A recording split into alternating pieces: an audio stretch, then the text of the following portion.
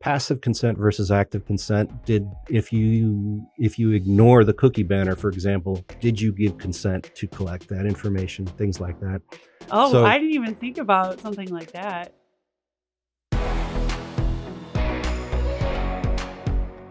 Welcome to Modern Marketing Messages, the leading podcast discussing the latest and greatest in both online and offline marketing tactics, strategies, and trends.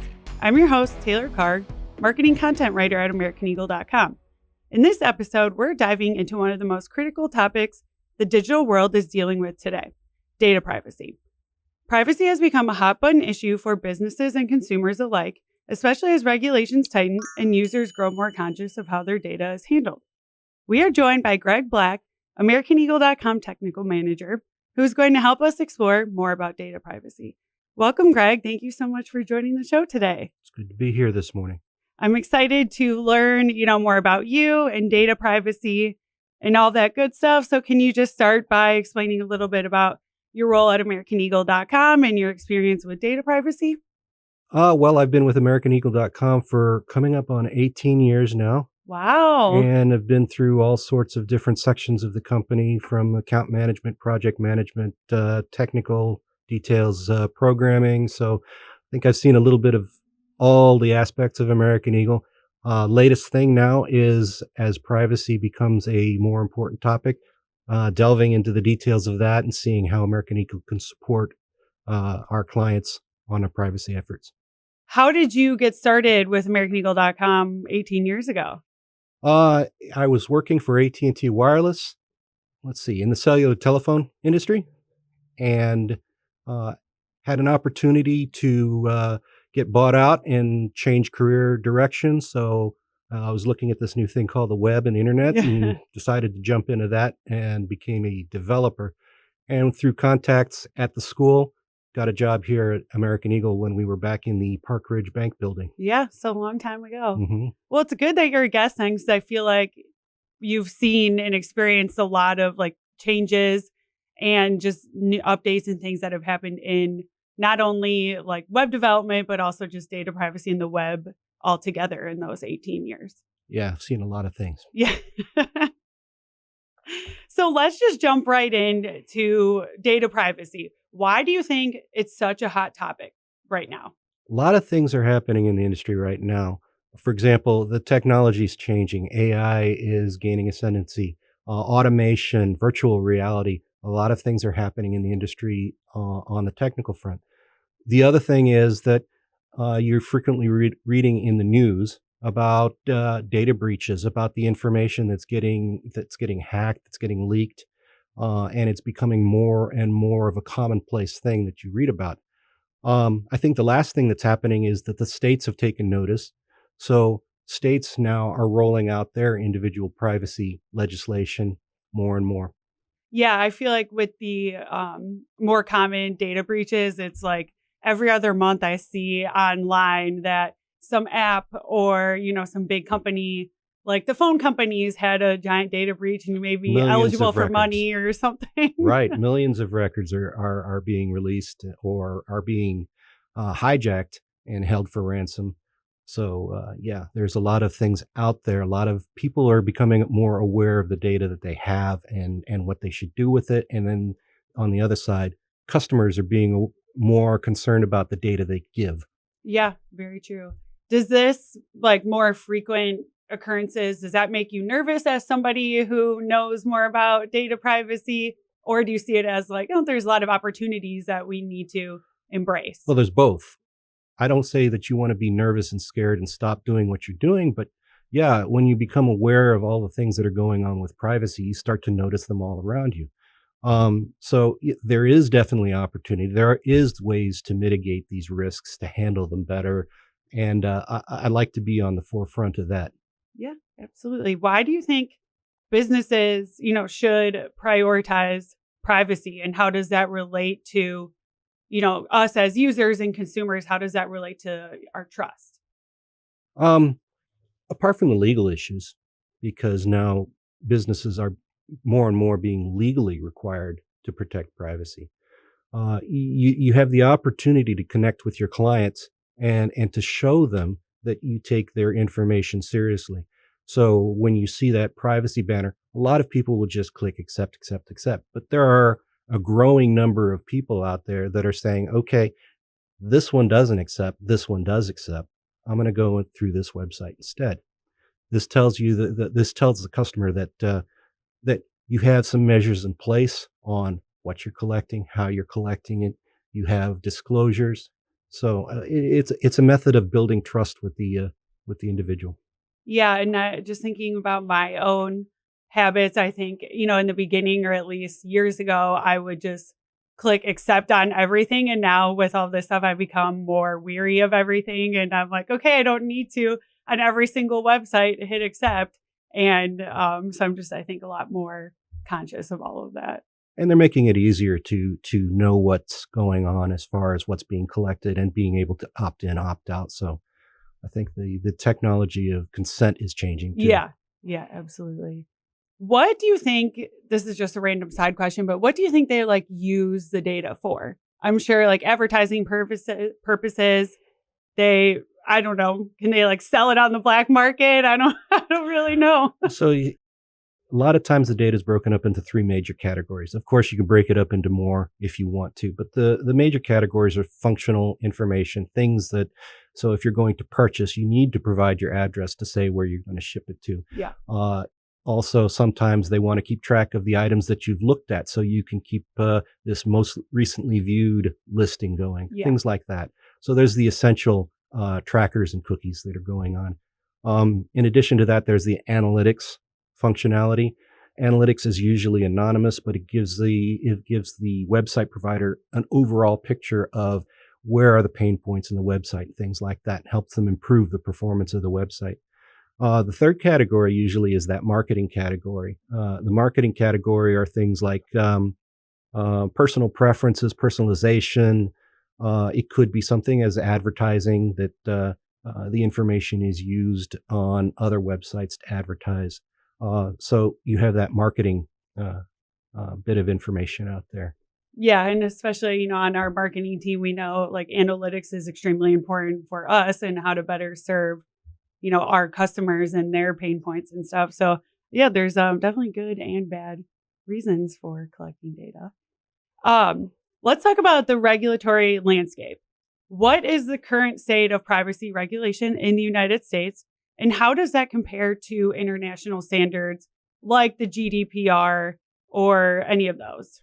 So yeah, the GDPR was the first one out of the gate, and they're the standard, the gold standard for privacy legislation at this point.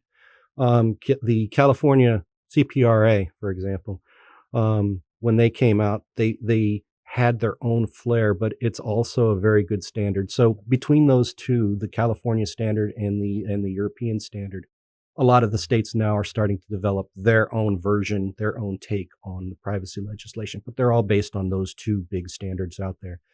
Right now, 13 states have active frameworks, and they're actively enforcing privacy. 3 more are coming online by the middle of the year. There are lots of other states that have it in assembly or in discussions in their governmental bodies. So I would anticipate that, more and more states are going to continue to do that, especially in the absence of a national standard. Right now, the federal government has been discussing these privacy legislations for quite a bit. It's unknown whether in 2025, 2026, they will actually come out with a national standard, and if that standard will supersede the state standards that have already been established. Yeah. So that's pretty confusing then, it feels like. a lot of different frameworks, a lot of different rules. Luckily, these states have a standard approach to things. So a lot of things are common within each state's privacy legislations. Differences come in things like enforcement, exceptions, bits and pieces that are on the periphery of the legislations. Yeah. So it seems confusing. Is Illinois, obviously, our company is headquartered in Illinois. Are they one of those companies or one of those states that is working on their own privacy framework? Or are we kind of late to the game here in Illinois? Well, we're a little bit late to the game. Illinois does not have an overarching privacy framework. They're attacking it on bits and pieces of industry, of information and things like that. There is no overarching privacy initiative that's going on in Illinois. Okay, I see. How do businesses navigate the complexities of complying with multiple privacy frameworks? Like you said, there isn't, a national one, but there are all different state frameworks. How does that work? Well, I think the first thing that the businesses ought to do is to consult with a privacy-specific legal partner, a legal consultant that can give them information about their customer base, their industry, and give some advice on what needs to be done with regards to privacy legislation.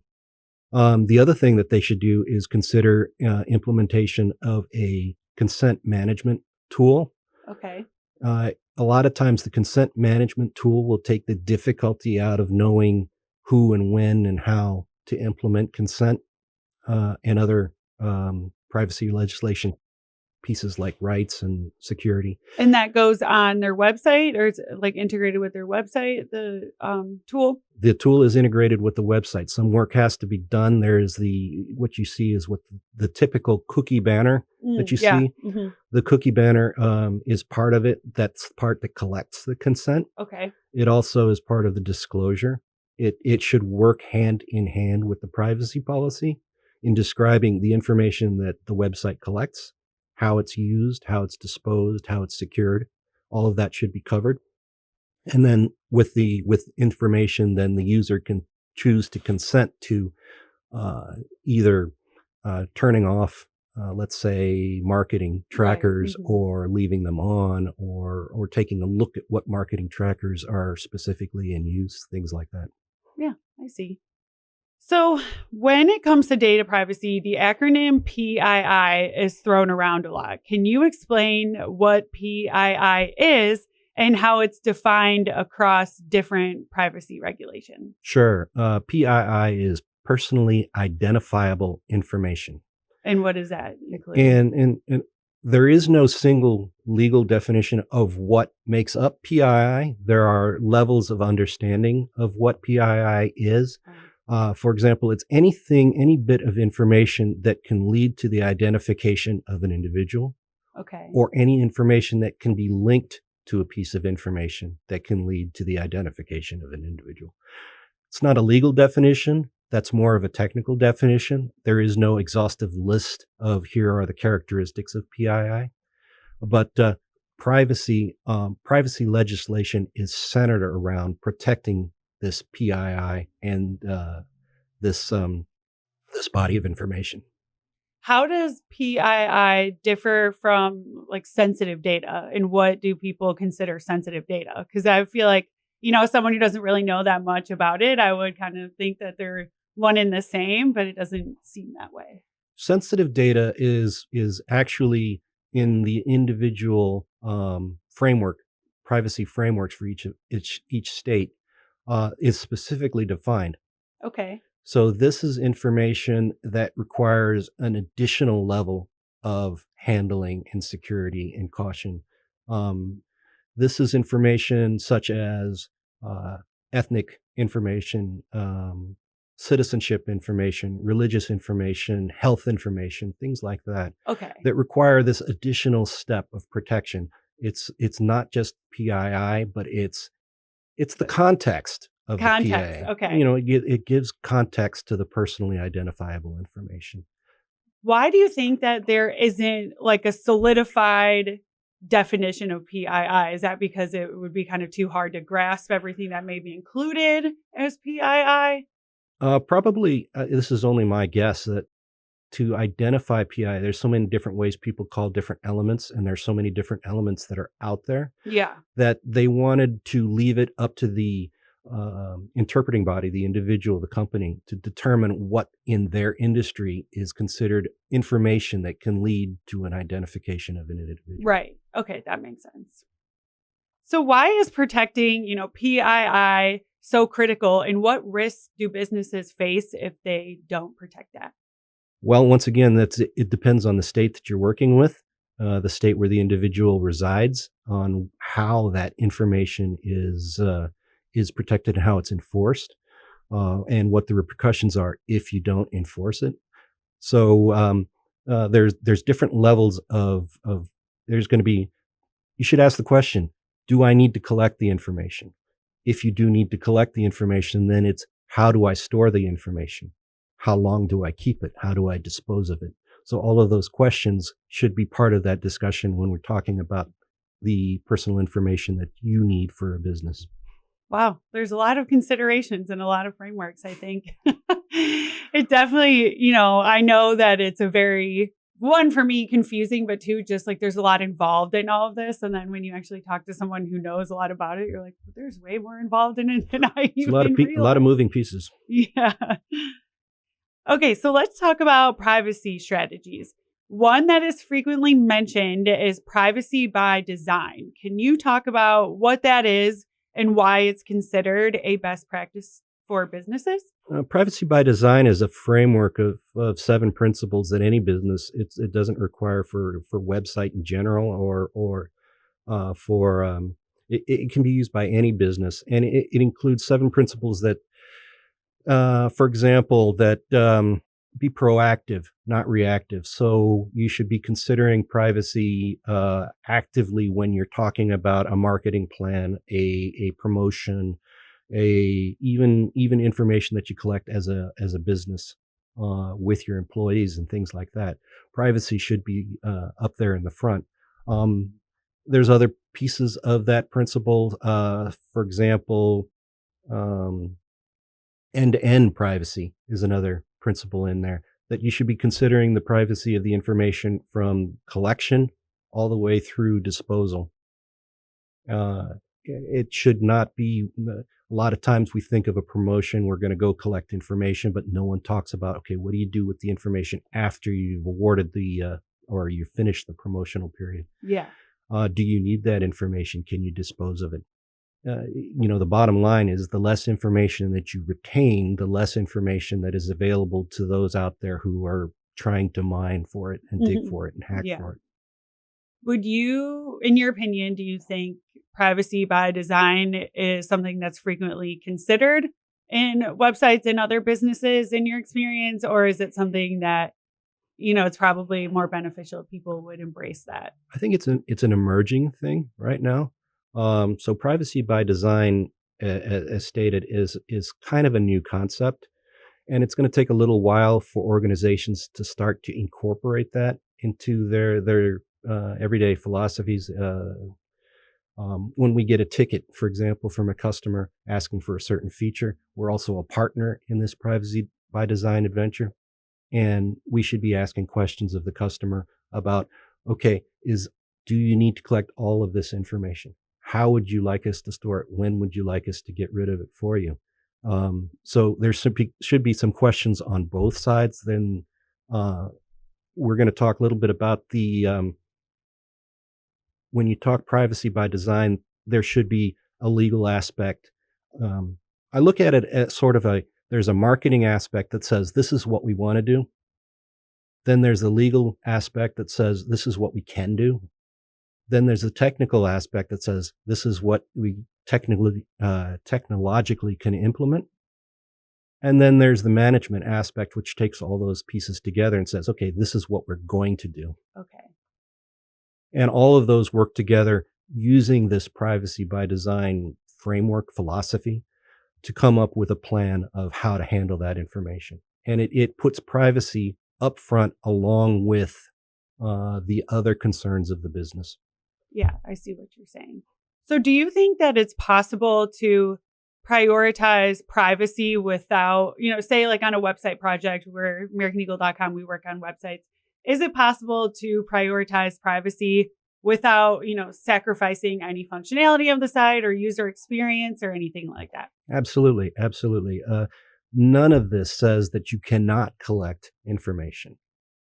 It just says that if you choose to collect certain bits of information, certain pieces of information, you should take a look at, is it PII information? Is it sensitive information? And if so, you have further obligations on how you store it and how you get rid of it when you're done with it.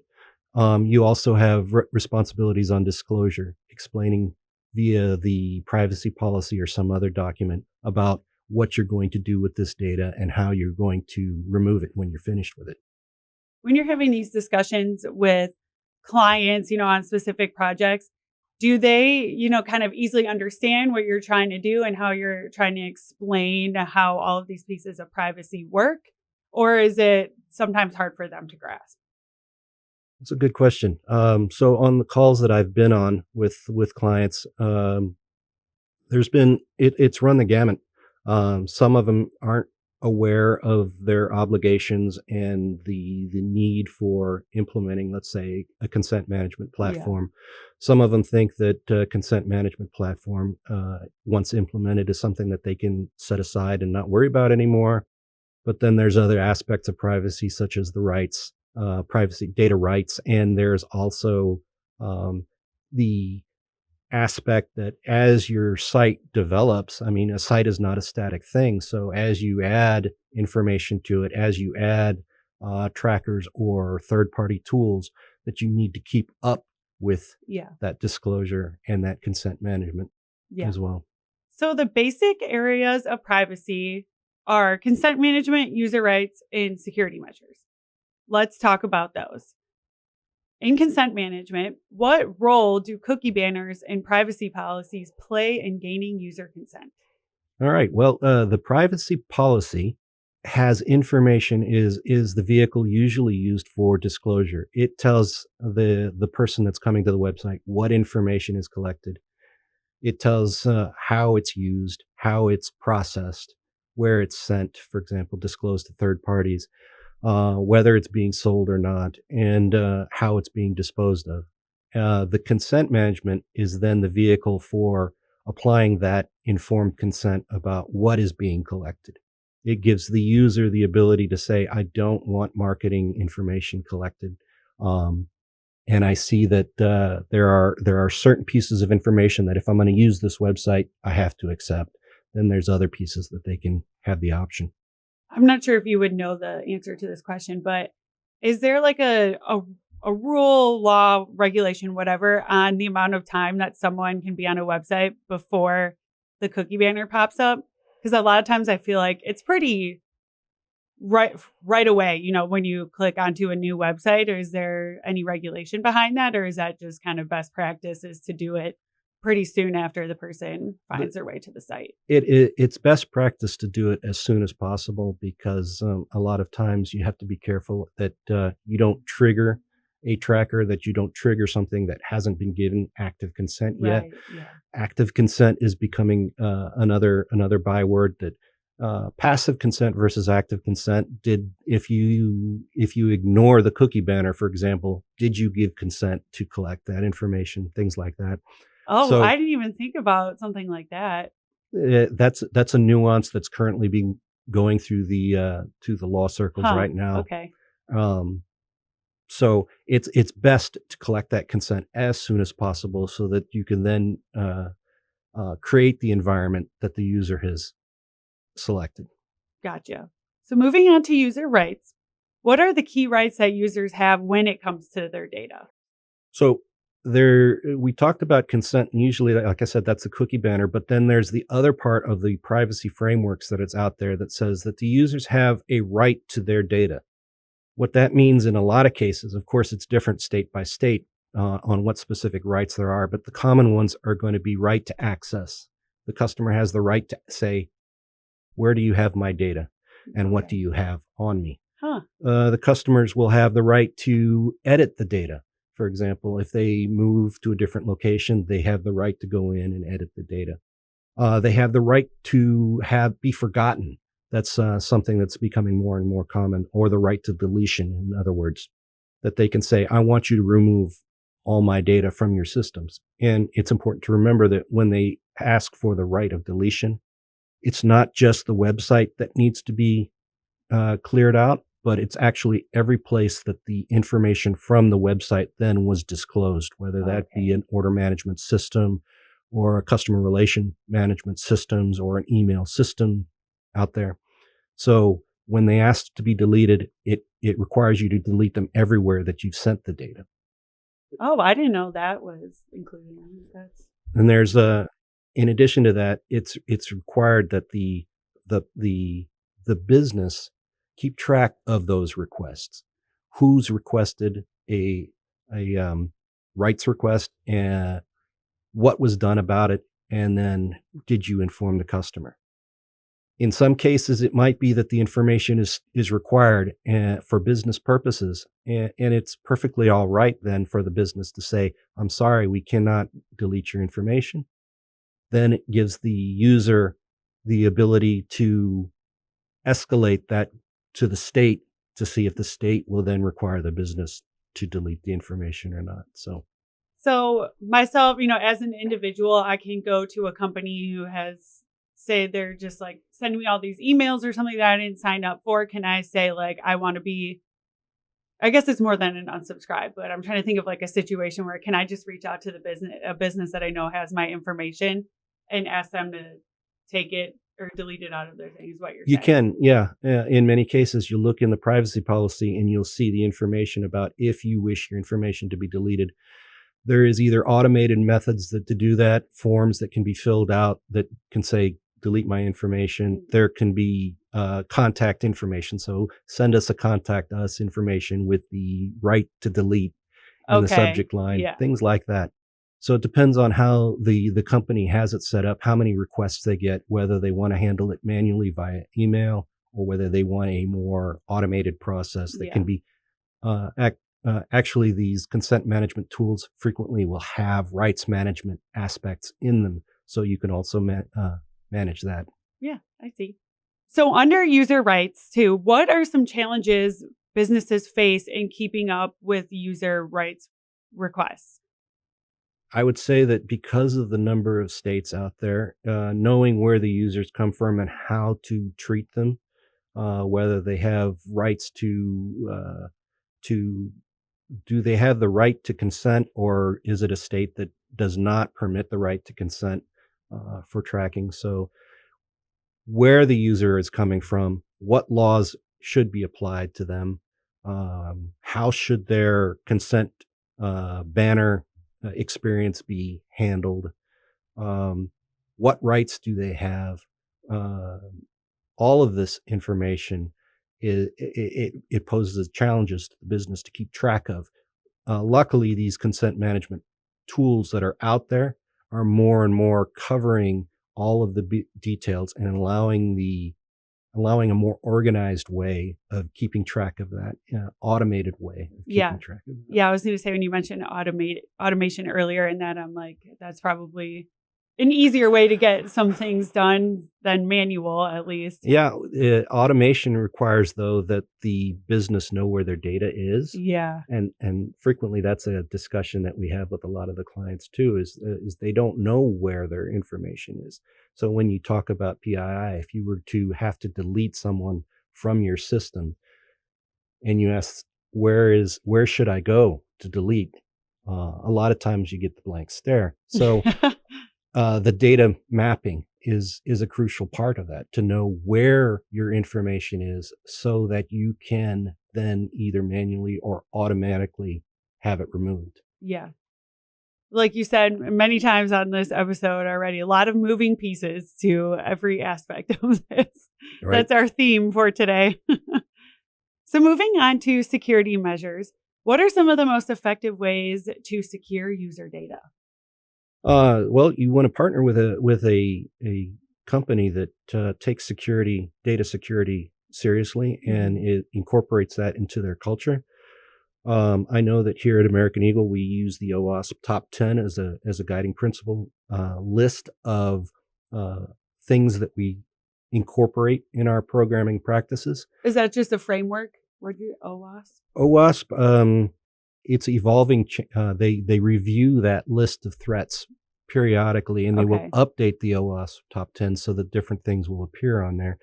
And part of our training here is to keep up on the current list of network threats that are out there. They come in all shapes. For example, access control is an aspect of OWASP recommendations. Keeping track of and replacing deprecated, unsupported software and third-party add-ons that you have in Okay. your system. Yeah. So, for example, you got that script library that's been out there forever and it has not been removed or updated. That could be a vulnerability that will be easily taken advantage of. Yeah. Um, in addition to that, there's security header information that should become part of the standard that we implement. Then there is encryption is another example of a tool that is used to. All of these tools are used to try to circumvent threat avenues that have been identified, and to try to mitigate uh, the risk of a breach, of loss of information, things like that. And is that easy, to implement, or is it kind of an ongoing process where you have to continuously look at all of this stuff and ensure and be proactive and ensure that you're taking the necessary steps? Well, yeah, you bring up the guidelines that we talked about either earlier. Yeah, you have to be proactive about it. You have to have it has to be in the design. So a lot of times that we'll have components that we use that we have to make sure that already have built-in security measures in place.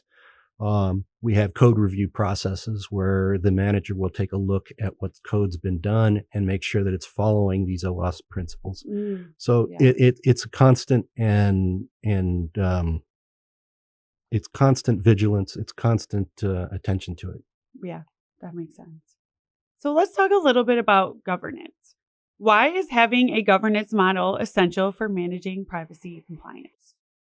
Well, governance model is using the principle, the privacy by design principles, um, and because it's complex and it covers different aspects of the business, it sort of distributes the conversation. A governance model is, we alluded to it earlier, is you have the marketing team, you have the technical team, you have the um, legal team, and then you have the management team. And it's that partnership that oversees the work that's being done and brings that privacy edge to it. And it just helps to distribute and um, make it a consistent approach in the work that's being done by the business. Yeah, and that makes sense to involve, all the different teams or people that are using the data so that it doesn't fall on just one person or, who don't really know how the other team is using the data or anything like that. Each team has their specific view into the given problem, Yeah. and they will bring all this information together and discuss it openly, and then we'll hopefully come up with a solution that meets all of the requirements for privacy, for security, for marketing, for the legal aspects. And Yeah. So it's just thinking, about the real world and your experience. What are some common mistakes you've seen companies make when handling user data? the question should be up front of, do I need this information? A lot of times people will create a form and they'll just throw out some values on the form. Well, a little bit more thought into what values you want to collect and why you want to collect it. Um, then the consideration of, is this information that should be encrypted on the database, or can I store it in clear text? Mm. The discussion about, what do I do when I'm done with this data? Can I get rid of it? Can I anonymize it? Can I aggregate it? There are different methods that you can use to uh, desensitize this information. The other sides to it is the legal view. I think that it's important that early on that you have someone that you can go to that has a privacy specific legal view, uh, that they can offer their advice and consultation. Yeah. Do you find when working with clients that they are asking themselves those questions of like, where am I going to store the data? What am I going to do when I'm done with it? Or is that something that typically, you or your team have to introduce to them and say, hey guys, this is the things that you guys need to be thinking about before we even get into the weeds of this Yeah. project? So at this time, I think it's a combination of both. I think though that it's so new that we're trying to promote the conversation as well, but we're also seeing the clients that are already aware of the situation and are bringing up themselves. So I think we're seeing it from both sides. Yeah. And hopefully it'll start to be questions that they'll automatically ask in time. we've talked about accessibility in the past and how accessibility was something new and it was legislated, and now it's become much more mainstream to think about accessibility as part of the design. Yeah. Which is great, and privacy I think is going to get there as well. Yeah, as you were talking, I was thinking about the accessibility thing too. There's a lot of common, parallels between the two, and how, like you said, companies weren't necessarily thinking about it in the past, and now it's become more commonplace, embedded into the practices, and more companies are spending, or at least recognizing that they need to have some sort of approach to either, I guess, both. Right. And with some of the lawsuits that are coming out, so there's that awareness coming out, as well as some companies, some businesses, some websites are being sued for repurposing of data or not disclosing the use of data or something like that. Yeah. So what are the top things businesses should remember about privacy and user trust? Like, give us, 1 to 3 things that you think businesses should take away from this conversation. I think the first thing is going to be to have a relationship with a legal counselor on privacy specific legislation. I think you want to have access to know what are my obligations as a B2B business or a business running in Idaho, for example, or a business running across the nation. What are my obligations with regard to the law or the laws, I guess I should say. I think a second thing would be to consider a consent management platform and make that an active part of your business, to understand what it is that you are collecting on your website, that how you're collecting the individual consent and making sure that it works. I think another thing is to be more aware of the data that you are collecting and where it's going. I know it's impossible to know every bit of the data because the website can be so complex. Yeah. But to know when you request information and now you're going to be sending it to the order management system. So there's 2 places that data resides, things like that. Being more aware of their data environment would be something I'd recommend. Talk to American Eagle.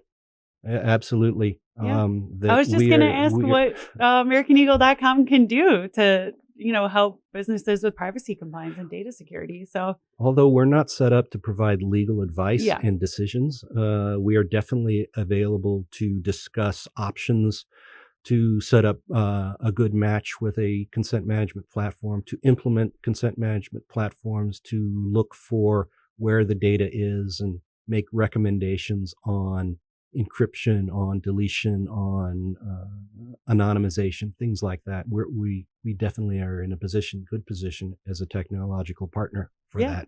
Yeah, awesome. Well, that was all the questions I had for you today. Thank you so much, Greg. I learned a lot about just data privacy in general and just some of the things that, we should all be thinking about, especially things we should be thinking about on, the marketing team and other positions of the business. So thank you very much. You're very welcome. Thank you for listening to Modern Marketing Messages. Check out below for more information about this episode and AmericanEagle.com's digital marketing services. This podcast is brought to you by AmericanEagle.com Studios. I'm Taylor Karg, and we'll be back with another Modern Marketing Message.